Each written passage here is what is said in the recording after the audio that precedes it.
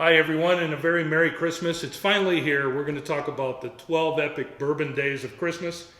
And I'm Don Williams, author of bourbonfool.com and also an executive bourbon steward. And my good friend Raj Patel has very graciously brought out his 12 special bottles for this presentation. And I hope you're going to follow us every day.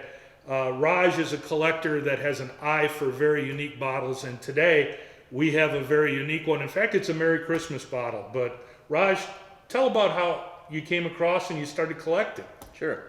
So obviously I love to drink bourbon, but I also like history, and what I found is the history of bourbon and the history of the United States go hand in hand.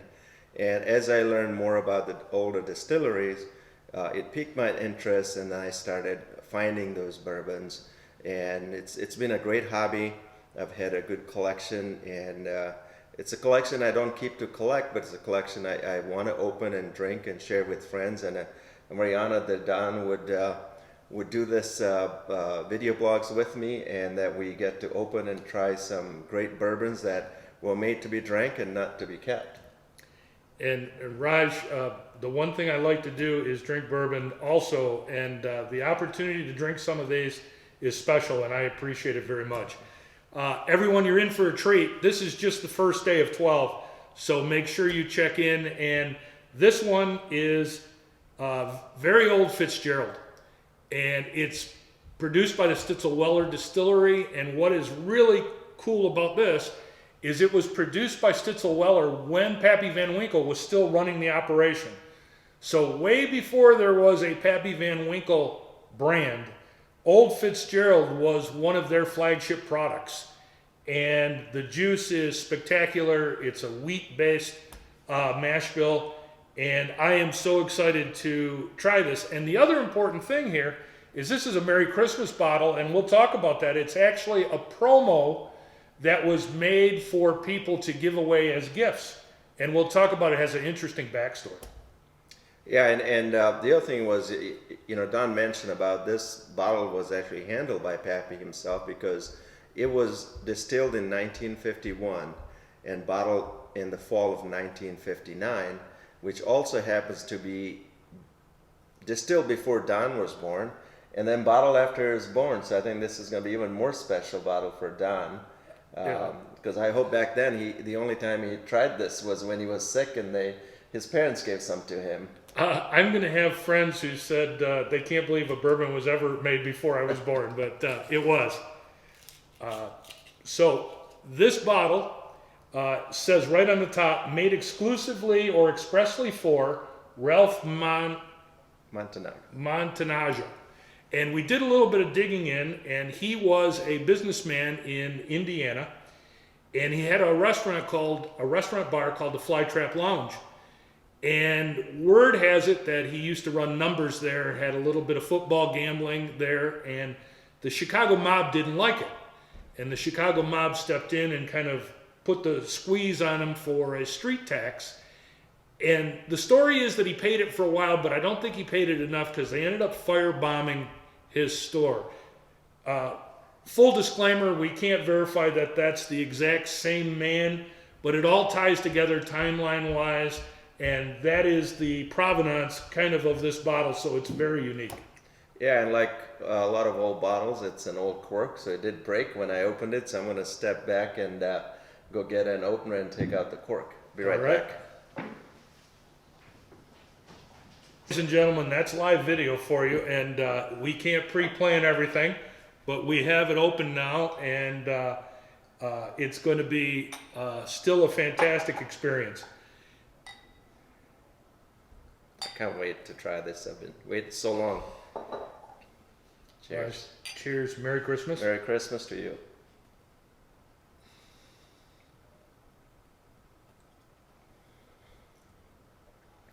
As you can see, I drink mine and then smell it.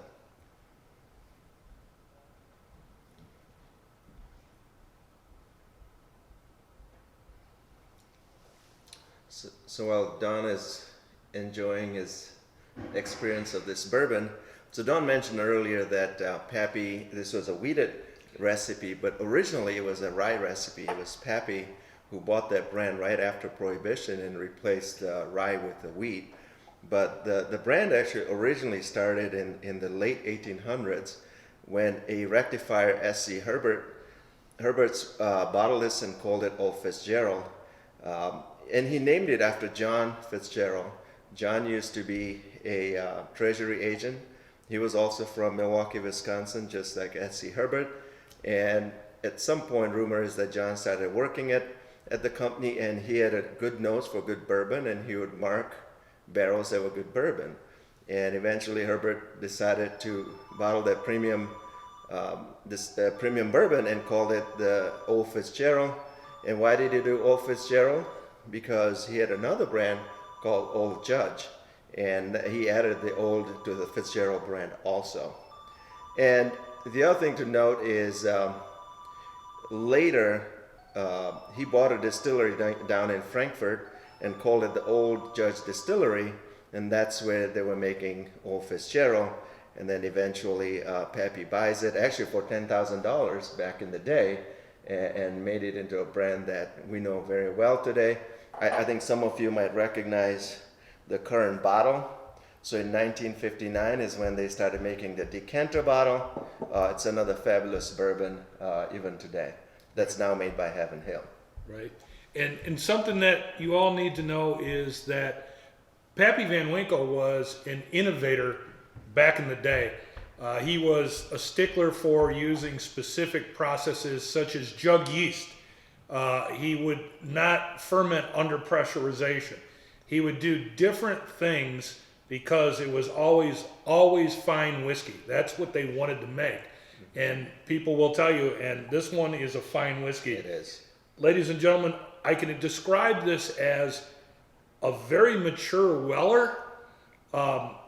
It has the same, kind of DNA.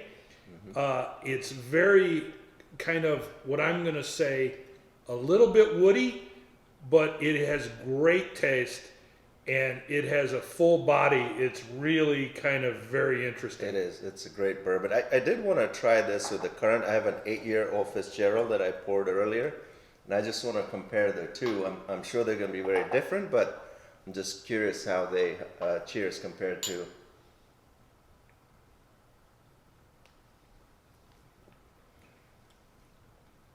Oh, it's a big Really different. Yeah, very Really different. The maturity on this one really stands through. It's interesting because both are 8-year bourbons, both use similar recipes, but this one comes in a little bit harsher. That one seems more smooth and mature. It is. It's smooth, smoky, a little bit of molasses, but not overly sweet. It's really, really kind of interesting. It's funny, I don't want to drink this anymore after drinking this one. This one is hard to top. Yeah. So everyone, we hope you've enjoyed day number 1, and there's some more fantastic bourbons coming up every day for the traditional 12 days of Christmas. And so stay tuned and let us know if you enjoyed this little history on Old Fitzgerald. Merry Christmas. Merry Christmas. Thank you, Raj.